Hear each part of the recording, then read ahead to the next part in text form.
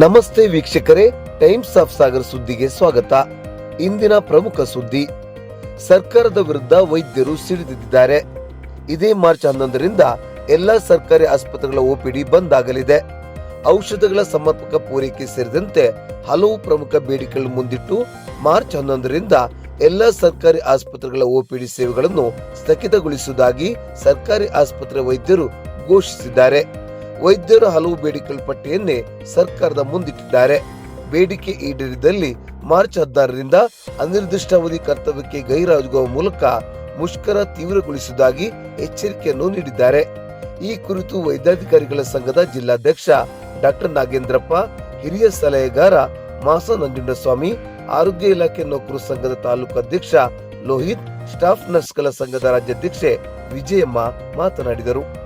ಈ ಸಂದರ್ಭದಲ್ಲಿ ತಾಲೂಕು ವೈದ್ಯಾಧಿಕಾರಿ ಡಾಕ್ಟರ್ ಶ್ರೀನಿವಾಸ್, ಉಪವಿಭಾಗೀಯ ಆಸ್ಪತ್ರೆ ಆಡಳಿತಾಧಿಕಾರಿ doctor Suresh, doctor Harish, doctor Devaraj, doctor Shantala, doctor Suma, doctor Asha, doctor Mahendra, doctor Ganesh, doctor Gajendra, pharmacist Pushpa, staff nurse Zubeda, ಸಂಘದ ಸದಸ್ಯರು ಸೇರಿದಂತೆ ಇನ್ನಿತರರು ಹಾಜರಿದ್ದರು.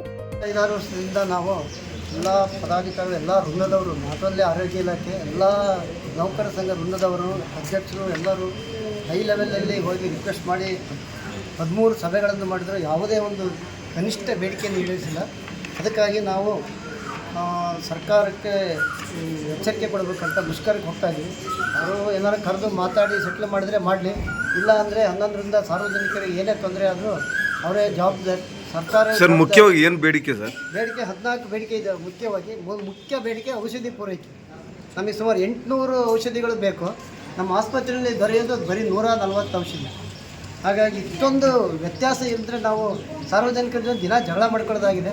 ಒಂದು ಚೀಟಿ ಹೊರಗಡೆ ಹೋದರೆ ಕಮಿಷನರಿಂದ ಎಂಕ್ವೈರಿ ಲೆಟ್ರ್ ಬರುತ್ತೆ.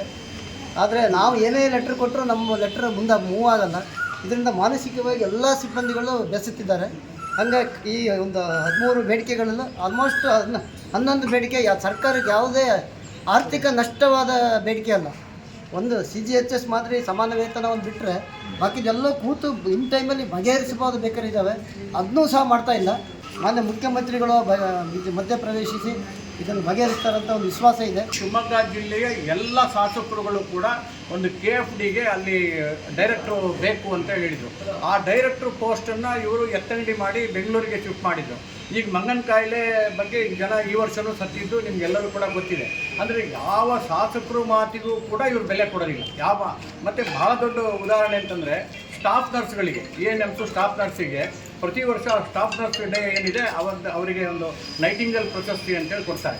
ಈ ವರ್ಷ ಫೈಲ್ ಹೋಗಿದೆ, ಆ ಫೈಲನ್ನು ಕೂಡ ವಾಪಸ್ ಕಳಿಸಿದ್ದಾರೆ. ಅಂದರೆ ಈ ಭಾಳ ದೊಡ್ಡ ಈ IAS ಆಫೀಸರ್ಗಳಿಗೆ ಏನಾಗಿದೆ ಅಂದರೆ ತಾವೊಬ್ಬರು ಮಾತ್ರ ಸರ್ವಶ್ರೇಷ್ಠ, ಇನ್ನೆಲ್ಲರೂ ಕೂಡ ಸರಿ ಇಲ್ಲ ಅನ್ನುವಂಥ ಫಸ್ಟು ಆ ತಲೆ ಅಹಮ್ಮು ಅವ್ರು ತೆಗೆದುಹಾಕಿದರೆ ಪ್ರತಿಯೊಂದು ಹಂತದಲ್ಲೂ ಕೂಡ ನೋಡಿ, ಜ್ಞಾಪ ಇಟ್ಕೊಳ್ಳಿ, ನಿಮಗೆ ಆರೋಗ್ಯ ಇಲಾಖೆ, ಶಿಕ್ಷಣ ಇಲಾಖೆ ಬಿಟ್ಟರೆ ಆರೋಗ್ಯ ಇಲಾಖೆ ಬಹುದೊಡ್ಡ ಇಲಾಖೆ. ಆ ಶಿಕ್ಷಣ ಇಲಾಖೆಯಲ್ಲಿ ಪ್ರತಿ ವರ್ಷ ಶಿಕ್ಷಕರ ದಿನಾಚರಣೆ ಸಹ ಪ್ರಶಸ್ತಿ ಇದೆ. ಇವತ್ತವರೆಗೂ ಆನ್ ಟುಡೇ ಎಲ್ಲರೂ ರಾಜ್ಯೋತ್ಸವ ಇರ್ಬೋದು, ಜನವರಿ 26 ಇರ್ಬೋದು, ಆಗಸ್ಟ್ 15 ಇರ್ಬೋದು, ಎಲ್ಲರೂ 21 ವೃಂದದಲ್ಲಿ ಒಬ್ಬರೇ ಒಬ್ಬ ವೈದ್ಯರನ್ನಾಗಲಿ, DVPನಾಗಲಿ, ಸ್ಟಾಫ್ ನರ್ಸ್ ಆಗಲಿ, ಲ್ಯಾಬ್ ಆಗಲಿ, ಎಕ್ಸ್ರೇ ಆಗಲಿ, ಫಾರ್ಮಸಿಸ್ಟ್ ಆಗಲಿ, ಯಾರಾದರೂ ಈ ಎನಿ ಪರ್ಸನ್ಸ್ ಒಬ್ಬರನ್ನಾರು ಗುರುತಿಸಿ ಒಂದು ಒಂದು ಪದಕ ಆಗಲಿ ಯಾವ್ದಾದ್ರು ಕೊಟ್ಟಿಲ್ವಾ? ಹಾಗೆ 40-50 ಸಾವಿರ ಜನದಲ್ಲಿ ಒಬ್ಬರು ಯೋಗ್ಯರು ಇಲ್ಲವೇ ಇಲ್ವಾ? ಅಂದರೆ ಈ ಆರೋಗ್ಯ ಇಲಾಖೆನ ಒಂಥರ ಮಲತಾಯಿ ಧೋರಣೆ ಹಂಗೆ ಕಾಣ್ತಾ ಇದ್ದಾರೆ. ಒಂದು ಹೋರಾಟಕ್ಕೆ ಬೆಂಬಲವನ್ನು ಕೊಡ್ತೀವಿ.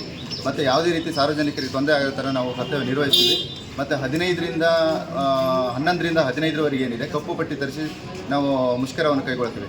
ತದನಂತರ ಅವರೇನಾದ್ರು ನಮಗೆ ಕ್ರಮವನ್ನು ಕೈಗೊಂಡಿಲ್ಲ, ನಮ್ಮ ಬೇಡಿಕೆ ಏನು ಈಡೇರಿಸಿಲ್ಲ ಅಂತಂದರೆ ಮುಂದಿನ ಹೋರಾಟ ನಮ್ಮ ರಾಜ್ಯ ಸಂಘ ಏನು ಕೈಗೊಳ್ಳುತ್ತೆ ಅದನ್ನು ನಾವು ಮುಂದುವರಿಸ್ತೀವಿ. ಇಲ್ಲಿ ಕೆಲಸ ಮಾಡ್ತೀವಿ ಬೆಳಗ್ಗೆಯಿಂದ ಸಾಯಂಕಾಲದವರೆಗೂ. ನಾವು ಕೂಡ ಮನುಷ್ಯರೇ, ನಮಗೂ ಕೂಡ ಎಲ್ಲ ಬೇಡಿಕೆಗಳು ಇದೆ ಅಂತ ಕೂಡ ಅವರು ಅಧಿಕಾರಿಗಳು ನಮ್ಮನ್ನು ಮಂದಟ್ಟು ಮಾಡಿಕೊಂಡು ಆ ಕಾಲಕ್ಕೆ ನಮಗೆ ಪದೋನ್ನತಿ ಇರ್ಬೋದು, ಗ್ರೇಡೇಷನ್ ಲಿಸ್ಟ್ ಇರ್ಬೋದು, C&R ಇರ್ಬೋದು, ಈ ಥರ ಮಾಡಿದ್ರೆ ನಮಗೂ ಕೂಡ ನೌಕರರಲ್ಲಿ ಕೆಲಸ ಮಾಡೋದಕ್ಕೆ ಇನ್ನೊಂದಷ್ಟು ಹುಮ್ಮಸ್ಸಿರುತ್ತೆ. ಸಾರ್ವಜನಿಕರಲ್ಲಿ ಮತ್ತು ನಿಮ್ಮ ಮಾಧ್ಯಮದವರಲ್ಲಿ ಒಂದೇ ಕೇಳ್ಕೊಳ್ಳೋದು, ಆದಷ್ಟು ಬೇಡಿಕೆಗಳನ್ನು ಈಡೇರಿಸಲಿ. ನಮ್ಮ ಬೇಡಿಕೆಗಳು ಯಾವುದು ಕೂಡ ಆರ್ಥಿಕ ನಷ್ಟ ಇಲ್ಲ ಅಂತ ಹೇಳಿ ಈಗಾಗಲೇ ಸರ್ ಸ್ಪಷ್ಟಪಡಿಸಿದ್ದಾರೆ.